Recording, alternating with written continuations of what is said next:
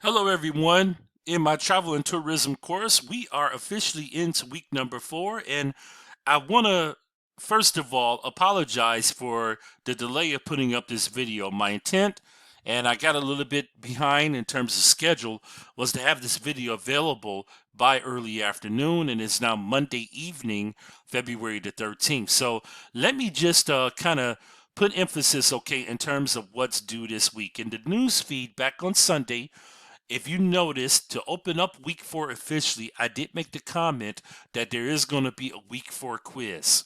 So, week 4 quiz, I want to talk about that first.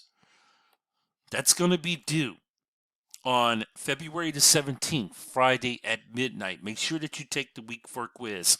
And really, the quiz, I'm not going to say this is so much of a midterm quiz, but it's a middle of the course quiz, considering that this happens to be an accelerated course and we're only together for 7.5 weeks. So again, your week 4 quiz, okay? Make this an objective. Make sure that you take the quiz by Friday. That would be February the 17th. It is due just before midnight. So here's what we're going to do. Again, I'm just going to keep this brief in terms of summary. We're going to talk about accommodations. So when you think about accommodations, okay, that really puts emphasis on the lodging part in terms of where you're going to be staying once you've reached your destination. So think about, for example, when you look at a hotel, when you want to book a hotel, what is the most important thing to you? Does it have to have like a breakfast available, like a breakfast buffet, which is offered like maybe the following day or in the mornings based upon your nights of stay? Um, the room. Would you prefer a king size? Would you prefer a queen size bed? Would you happen to prefer a jacuzzi within the room? Uh, is a suite more important than maybe a single room, okay, without a suite?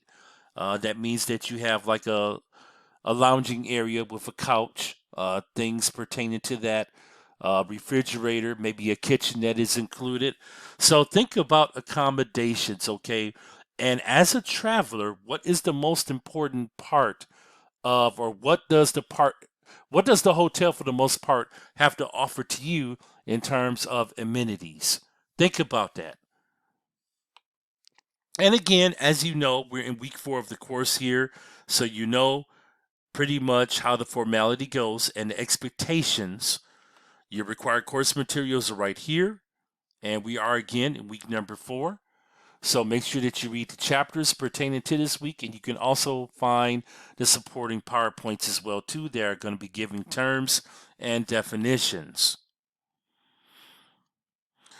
So your week 4 discussions, of course, are going to be due on Thursday. That is February the 16th. Okay, make sure that you have your initial response for both questions due on February the 16th. That would be Thursday, just before midnight. And then, of course, on Saturday, to conclude the week, you want to give a substantive response to at least 2 of your classmates within the course. The assignment, and I want to cover this, and something, we're going to get creative with this a little bit, okay? I want everyone to have fun when it comes to the creation part of this. Create a menu. So, you're going to be responsible for coming up with the menu for the restaurant establishment that's connected to a hotel. We talk about lodging, we talk about accommodations. Some people actually prefer to stay within a hotel that has a restaurant connected to it. So you're going to put yourself in the role of being a restaurant manager. Here's what I want you all to do, okay? It's a part 2 assignment. I want you to come up with the menu in terms of items. Okay, and I broke this down in terms of main course items, appetizers, desserts. Make the decision if you're going to serve alcohol or not, and then also come up with at least 6 non alcoholic drinks that you can offer on the menu. Now, part 2, and this has been added on, just I want you all to send this in a creative form, okay? You can use PowerPoint, okay? or you can use Word, all right, but be creative. Submit it as like a PDF, okay? Just don't submit the Word document alone in so many words.